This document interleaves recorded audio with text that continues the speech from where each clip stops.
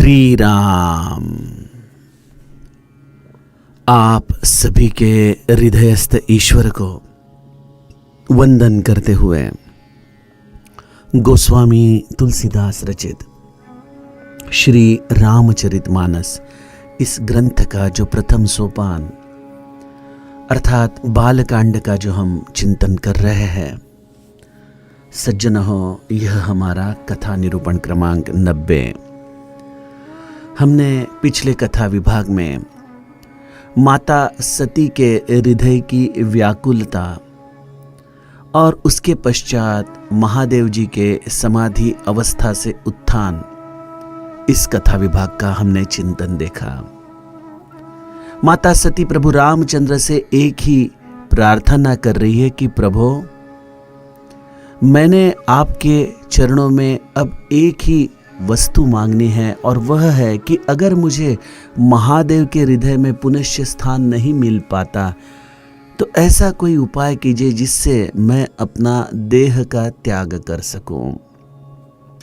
अगर मेरे मन, वचन और कर्म से महादेव के चरणों में प्रीति है तो मेरी यह बात आप जरूर मानोगे। ऐसी माता सती महादेव के चरणों में बैठी है। 87,000 वर्ष का भूलोक का बड़ा अवधि खत्म हो जाता है। महादेव जी माता सती की पीड़ा देखकर अपनी आंखें खोलते हैं और उसके पश्चात सुंदर सुंदर हरि कथा वह माता सती को सुनाने लगते हैं। उसके पीछे का महादेव जी का उद्देश्य भी हमने देखा। सगुण ब्रह्म और निर्गुण ब्रह्म यह किस तरह से एक ही है साधन मार्ग में, इसका भी चिंतन हमने कल इस महादेव के साधना द्वारा देखा। और तभी प्रभु रामचंद्र माता सती के इच्छा अनुसार एक प्रपंच वहां पे रच रहे हैं। आइए उस कथा विभाग का हम गायन करें। किन्नर नाग सिद्ध गंधर्वा बधुन समेत चले सुरसरबा, विष्णु बिरंची महेशु बिहाई, चले सकल सुर जान बनाई, सती बिलो के व्योम विमाना, जात चले सुंदर विधिनाना, सुर सुंदरी करही कलगाना, सुनत श्रवण छूट ही मुनि ध्याना, पूछे हूँ तब शिव कहे हूँ बखानी, पिता यज्ञ सुनी कछु हर्षानी, जो महेशु मोहि आयसु देही, कछु दिन जाई रहो मिसएही, पति परित्याग हृदय दुख भारी, कहहि न निज अपराध बिचारी, बोली सती मनोहर बानी, भय संकोच प्रेम रस सानी, पिता भवन उत्सव परम, जो प्रभु आयसु होई, तो मैं जाऊं कृपा यतन, सादर देखन सोई, सियावर रामचंद्र प्रिय हो। सज्जनों, कल हमने दक्ष का चरित्र जहां से शुरू होता है वहां तक का कथा भागे चिंतन में लिया। आज यह दक्ष का जो चरित्र गोस्वामी जी हमें कह रहे हैं, इसलिए पूर्व दोहे अंतर्गत जो 2 चौपाइयां हैं उनके आधार से हम आज गाए हुए चौपाइयों में प्रवेश करेंगे। गोस्वामी जी कहते हैं, दक्ष प्रजेश भये ते ही काला। ब्रह्मदेव के पुत्र दक्ष, उन्हें उस वक्त प्रजापति का स्थान ब्रह्मदेव ने प्रदान किया। पिता के वंशज होने के कारण उन्हें यह पद प्राप्त हुआ है। हम देखते हैं ना, कई बार किसी व्यक्ति में शायद वह गुण हो ना हो, लेकिन वह किसी व्यक्ति का पुत्र है, इतनी ही पात्रता उस पद को प्राप्त करने के लिए उस व्यक्ति में होती है। मोहवश, आसक्तिवश पिता भी अपने समस्त कारोबार का जो सूत्र है वह अपने पुत्र के हाथ में दे देता है। वह सोचता नहीं कि शायद इससे कुछ अघटित हो सकता है या इससे भी शायद कोई और सत्पात्र इस पद के लिए हो सकता है। लेकिन जैसे ही दक्ष के हाथ में समस्त इस प्रजा के सूत्र आए, गोस्वामी जी लिखते हैं, देखा विधि विचारी सब लायक, दक्ष ही कीन प्रजापति नायक। ब्रह्मदेव ने सोचा कि अब दक्ष पूरी तरह से सक्षम हो चुका है इस कार्य के लिए, और उन्होंने इसलिए उसे प्रजापति बनाने का निर्णय ले लिया। और जैसे ही दक्ष को प्रजापति पद प्राप्त हुआ, गोस्वामी जी ने क्या लिखा है, बड़ अधिकार दक्ष जब पावा, अति अभिमान हृदय तब आवा। जो मैंने आपको कहा कि किसी व्यक्ति में वह गुण हो ना हो, लेकिन वह किसी का पुत्र है, बस इसी पात्रता के आधार से अगर उसे प्रजापति बनाया जाए तो उसके अवगुण उस पद पर आने के पश्चात तुरंत प्रकट हो जाते हैं। जैसे ही प्रजापति को अर्थात दक्ष को यह पद प्राप्त हुआ, उनके हृदय में जो अभिमान था, जो उनके हृदय की अहंता थी, वह उस पद को प्राप्त होते ही प्रकट हो गई।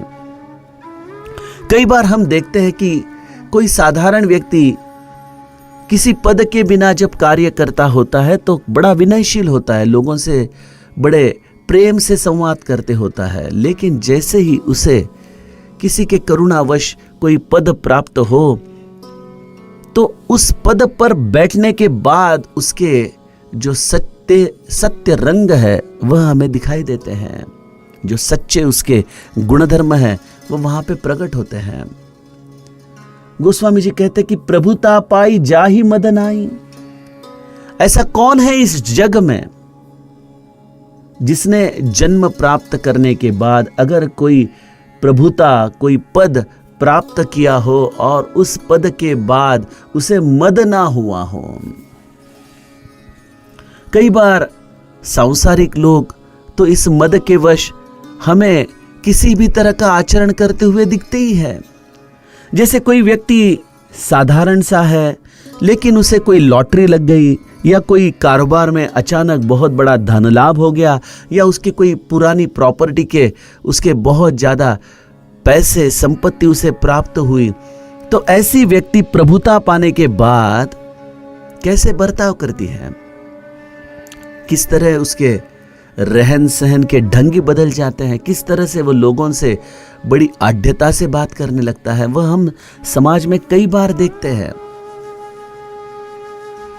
कोई इलेक्शन हो तो इलेक्शन के पहले हमें आपके वोट बहुत जरूरी है, हम आपके घर के हैं, हम आपके पुत्र हैं, हमारे मित्र हैं, आप मेरे पिता समान हो, ऐसे कहकर कई लोगों को रुझाने वाले लोग जब इलेक्शन जीत जाते हैं तो अगले 5 साल तक उनके दर्शन भी हमें होते नहीं। और अगर हम कभी हमारा कोई काम लेके जाए और उन्हें याद दिलाए कि बेटा तुमने कहा था कि मैं तुम्हारा पुत्र हूं, रात के 24 घंटे कभी भी आपको कोई भी काम हो तो निसंकोच मेरे दरवाजे पे आइए, आज मैं आया हूं काम लेके, तो वो कहते मेरे पास वक्त नहीं है, ये काम हो ही नहीं सकता, आप कोई और आदमी देख लीजिए, या फिर अगर काम करना हो तो उसका दाम दीजिए।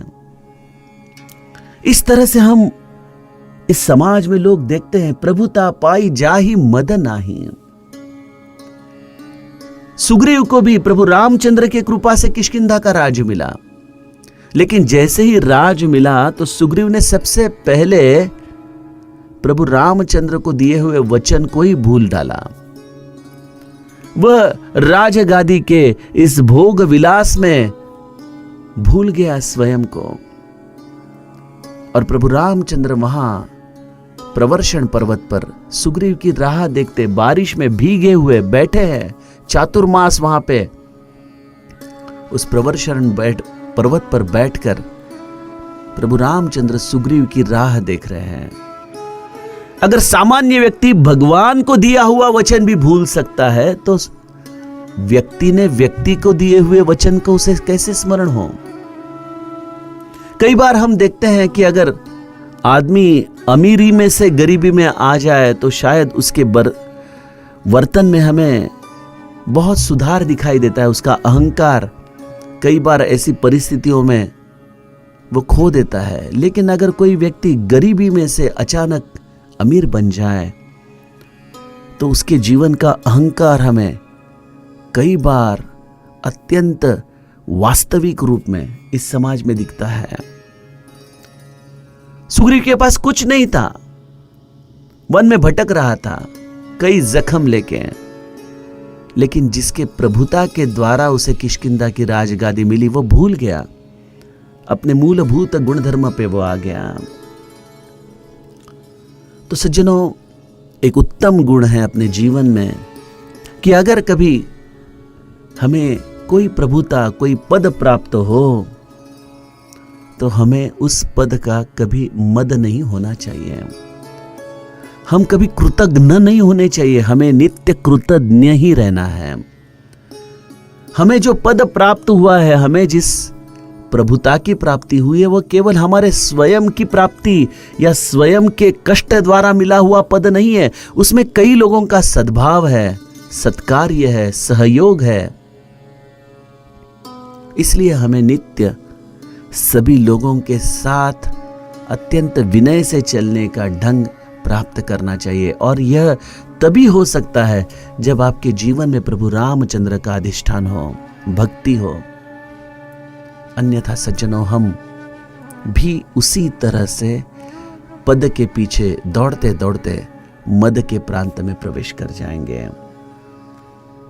तो दक्ष ने सोचा कि अब मुझे पद प्राप्त हुआ है तो समस्त ब्रह्मांड को मालूम होना चाहिए उनका नया राजा कौन है। दक्ष लिए मुनि बोली सब, करन लगे बड़ जाग। अब देखिए मद का कितना सुंदर उदाहरण अप्रत्यक्ष संकेत से गोस्वामी जी हमें दिखाते हैं। दक्ष लिए मुनि बोली सब।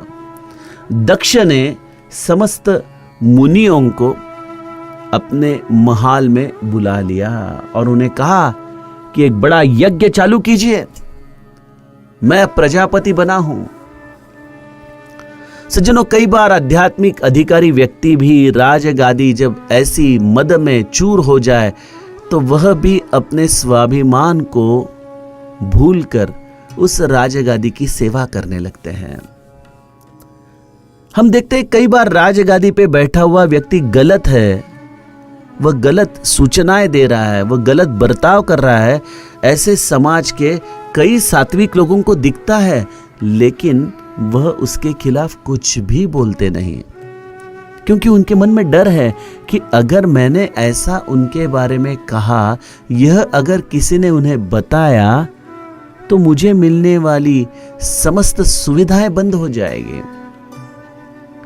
तो राजगादी के दबाव के अंतर्गत वह झूठी प्रशंसा करते हैं उस व्यक्ति की, बोलते हैं आपने जो किया बिल्कुल सही किया, बहुत अच्छा किया। और वह जो बोले उसी की तरह आध्यात्मिक लोग भी जब बर्ताव करने लगते हैं तो समाज में एक बहुत बड़ा हमें विचित्र आचरण दिखाई पड़ता है। दक्ष में अहंभाव है, इसलिए उसने मुनियों को अपने महल में बुलाया, अन्यथा वो मुनियों के आश्रमों में जाता, उन्हें प्रार्थना करता कि क्या आप मेरे महल में आके ऐसा बड़ा यज्ञ जो मैं करना चाहता हूं वो कर सकते हैं।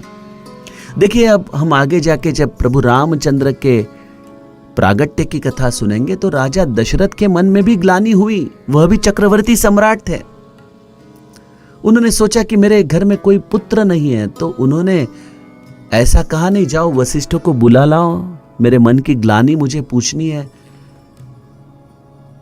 राजा स्वयं वशिष्ठ के महल में गए और हाथ जोड़कर उनके सामने निवेदन किया कि प्रभु, मेरे मन में ऐसी ग्लानि है। राजा दशरथ से अगर कोई चूक उस चरित्र में मुझे दिखाई देती है तो देखिए, राजा दशरथ ने पुत्र की कामना हुई, राजा दशरथ वशिष्ठ के चरणों में जाके निवेदन कराया। जब उनके मन में इच्छा हुई कि प्रभु रामचंद्र को युवराज किया जाए, तो उन्होंने वशिष्ठ के आश्रम में जाकर उनसे निवेदन किया कि मैं ऐसा चाहता हूं कि कल प्रभु रामचंद्र को युवराज पद दिया जाए। और फिर आगे जाके अयोध्या कांड में एक दोहे के अंतर्गत आपको दिखाई देता है कि राजा दशरथ ने वशिष्ठ जी को बुला लिया और कहा कि आप जाके प्रभु रामचंद्र को अब समस्त संस्कार बताइए कि अब कल तक किस तरह से रहना है। और जैसे ही राजा दशरथ ने ये छोटी सी गलती की कि जाओ आप प्रभु रामचंद्र को जाके समझाओ, ये वशिष्ठ को बुला के राजा दशरथ ने कहा, और वशिष्ठ के मन में तो कोई उससे कुभाव निर्माण नहीं हुआ, क्योंकि उनके लिए तो राजा दशरथ क्या, उनके सुपुत्र क्या, वह सब उनके प्राण समान थे। तो राजा दशरथ के कहने पर वशिष्ठ प्रभु रामचंद्र के महल में तो गए, लेकिन वहां पे अपने पिता की दी हुई चूक किस तरह से प्रभु रामचंद्र ने सुधारी है, बहुत सुंदर चिंतन है सज्जनों। है प्रभु रामचंद्र को जैसी ही वार्ता मिलती है कि वशिष्ठ अपने महल पे आए हैं, वो तो दौड़ के महल के दरवाजे पे जाते हैं, वशिष्ठ के चरणों में गिर पड़ते हैं और कहते हैं कि स्वामी का सेवक के घर में आना तो बड़ा शुभ है, लेकिन कोई भी काम हो तो स्वामी ने निसंकोच उनके सेवक को बुला लेना चाहिए। प्रभु, आपने आने का कष्ट क्यों किया? मैं आपका सेवक हूं, आपको मुझे बुलाना चाहिए था, मैं तुरंत आपके सेवा में हाजिर हो जाता था। यह है मेरे प्रभु रामचंद्र, जिन्होंने बिना बोले, लेकिन यह उनकी स्वसंवेद्य अवस्था हमें बता दी कि मेरे पिताजी ने आपको कहा है कि जाओ राम को जाके ये समझाओ। तो सज्जनों, अहंता, अहंभाव, किसी भी पद पर बैठने के बाद राजा दशरथ जैसे भी अत्यंत सात्विक पुण्य श्लोक प्रत्यक्ष ब्रह्म के पिता के भी हृदय में हमें अत्यंत अल्प अंश के रूप में उस दोहे के अंतर्गत दिखाई देता है। तो दक्ष मुनियों को कहता है कि एक बड़ा यज्ञ मुझे करना है, जो देवता इस यज्ञ में भाग प्राप्त करेंगे उन समस्त देवताओं को राजा दक्ष ने न्योता दिया, सादर निमंत्रित किया, आइए आप इस यज्ञ के द्वारा अपना भाग प्राप्त करें, उसके द्वारा आपकी पुष्टि हो। जो दक्ष जैसा अभिमानी व्यक्ति है वह सात्विक कर्म करता है, लेकिन वह कर्म क्यों करता है? क्योंकि उसके द्वारा उसे पुण्य की प्राप्ति करनी है। जैसे हम देखते हैं ना कि कई बार कोई आमदार खासदार को खुश करना चाहता है, क्योंकि अगर खासदार खुश हो तो शायद अगली बार उसे और कोई बड़ी पोस्ट मिल जाए और उसका कारोबार और उसका काम का एरिया बढ़ जाए। तो वह खासदार की प्रशंसा इसलिए नहीं करता क्योंकि उसे व्यक्ति पसंद है, वह तो इसलिए करता है कि उससे अपना स्वार्थ उसे प्राप्त हो। तो दक्ष भी देवताओं को सादर आमंत्रित इसलिए कर रहा है क्योंकि देवता अगर यज्ञ में आएंगे तो हवन के द्वारा जो यह पुण्य कर्म होगा उससे देवताएं तुष्ट हो जाएंगे, और देवता तुष्ट रहेंगे तो उनके आशीर्वाद से यह प्रजापति का कार्य सुकर चलता रहेगा। इंद्र कोप करेगा नहीं, बारिश ठीक से चलेगी, लोगों को अच्छी अच्छी सुविधाएं मिलेगी, अमृत सिंचन इस भूमि पर इंद्र के द्वारा होगा। तो इसमें दक्ष का स्वयं का स्वार्थ ही समाया हुआ है देवताओं को बुलाने में। देवताओं के साथ दक्ष ने और किसी किसी तत्वों को आमंत्रित किया है। कौन कौन है? किन्नर नाग सिद्ध गंधर्वा बधुन समेत चले सुर सरबा। दक्ष किन्नरों को, नाग सिद्ध गंधर्व समस्त देवताओं को आमंत्रित किया हुआ यह यज्ञ, और इस यज्ञ के लिए यह समस्त तत्व अपने अपने पत्नियों के समेत सज धज के निकले हैं। इससे दक्ष जैसे किसी राजनैतिक सभा में लोगों को गाड़ियों में भर भर कर लाया जाता है कि नहीं बैठो आप आके, बस आपको समझे ना समझे आपको आके इस सभा में बैठना है, क्योंकि एक विशाल जनसंख्या का दर्शन उस सभा के द्वारा किसी को प्रस्थापित करना होता है। तो दक्ष ने भी समस्त लोगों को बुलाने का कारण यही है कि उन्हें भी मालूम पड़े कि उनका राजा कौन है, और राजा भी देखे कि अपनी प्रजा कितनी बड़ी है। और राजा का आमंत्रण मिलने से प्रजा भी खुश है, इसलिए समस्त लोग अपने अपने पत्नियों के साथ देवता, गंधर्व, सिद्ध, नाग, किन्नर, यह समस्त इस दक्ष के आमंत्रण के हेतु यज्ञ कार्य के लिए निकल पड़े हैं। गोस्वामी जी लिखते हैं, विष्णु बिरंच महेशु बिहाई चले सकल सुर जान बनाई। देखिए महादेव कौन है? देवों के देव हैं, लेकिन देवता इतने उताविल है कि जैसे ही दक्ष का न्योता आया तो उन्होंने यह नहीं सोचा कि हम देवता है जब तक हमारे वरिष्ठ हमें आज्ञा नहीं देते। महादेव के पीछे पीछे अगर हम चलें तो उचित होगा, लेकिन स्वर्ग जो अत्यंत स्वार्थी हेतु का देश है, वह देवताएं जैसे ही दक्ष की यह आमंत्रण पत्रिका मिली, बोले चलो स्वर्ग से भी अधिक भोग, अधिक आनंद हमें दक्ष देने वाला है, तो महादेव वगैरह तो आ जाएंगे अपने आप। हम अपने आप विमान में से निकल पड़ते हैं।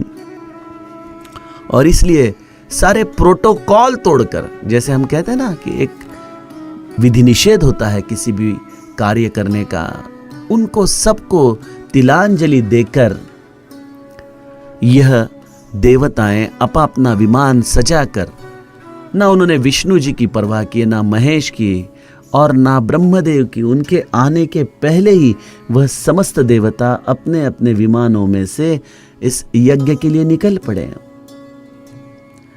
जैसे हम बचपन में अगर आकाश से कोई विमान जाता हो तो हमारा ध्यान आकृष्ट कर लेता है, हम बहुत देर तक उस विमान को ताकते रहते हैं, जब तक वो हमारे आंखों से ओझल न हो जाए तब तक हम उस विमान को देखते रहते हैं। अब देखिए यहाँ पे माता सती बहुत दिनों के बाद जो समाधि में से जागृत हुए महादेव है, उनके चरणों में बैठी है। महादेव लगे कहन हरि कथा रसाला, सुंदर सुंदर हरि कथा माता सती को सुना रहे हैं। और तभी आकाश में से विमान जाने का सुंदर जो आवाज, उसका जो एक सुंदर रूप माता सती देख रही है, तो उनके चित्त में इस विमान का जाना आकृष्ट कर रहा है। हरि कथा से उनका मन पुनश्च एक बार उड़ गया और उन आंखों से वह आकाश में चल रहे विमानों की तरफ देख रही है। महादेव शायद माता सती की तरफ देख रहे हैं कि माता सती का ध्यान पुनश्च एक बार मैं जो ये हरि कथा कह रहा हूं वहां नहीं है। तो महादेव जी ने शायद सती जी को टोका भी होगा, सती क्या देख रही हो? लेकिन सती शायद उन विमानों की तरफ देख के इतनी हर्षित हुई होगी कि महादेव जी ने पूछने के बाद भी उनका ध्यान नहीं गया रहेगा। हाँ स्वामी, कुछ नहीं, बस यही कुछ आकाश से कुछ जा रहा है, तो मैं सोच रही थी कि ये क्या जा रहा है, क्या चीज है, इसलिए मैंने उन विमानों की तरफ देखा। सती बिलो के व्योम विमाना, जात चले सुंदर विधि नाना। सती जी ने यह सुंदर विमान देखे और देवपत्नी यहाँ उस विमान के साथ उड़ रही है, सुंदर गायन कर रही है, और उस गायन से जो ऋषि मुनि थे उनका भी ध्यान भंग हो रहा है। कहने का मतलब यह है सज्जनों कि इस विश्व की जो सुंदरता है वह केवल माता सती को ही आकृष्ट नहीं कर रही है। ऋषि मुनि भी अपने ध्यान में से आंखें खोलकर देख रहे हैं कि ये कौन जा रहा है, ये इतने सुंदर सुंदर विमान कहां निकले हैं। सती जी का ध्यान कथा में नहीं है। यह देखकर महादेव जी थोड़े मौन हो गए। सती ने महादेव जी की तरफ देखा कि महादेव जी मौन क्यों है। तब उन्होंने उनसे पूछा कि प्रभु, पूछे हूं तब शिव कहे हूं बखानी, पिता यज्ञ सुनी कछु हर्षानी। सती जी ने महादेव जी को पूछा कि प्रभु ये विमान कहां जा रहे हैं सब।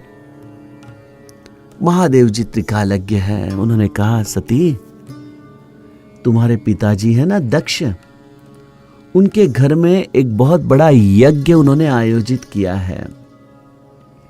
इस यज्ञ हेतु यह समस्त देवताएं अपने घरों से निकलकर अपने विमानों के द्वारा उस यज्ञशाला में जा रहे हैं।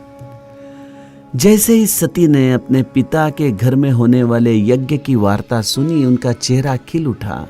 शायद बहुत दिनों के बाद सती के मन में थोड़ी सी खुशियां आई हैं।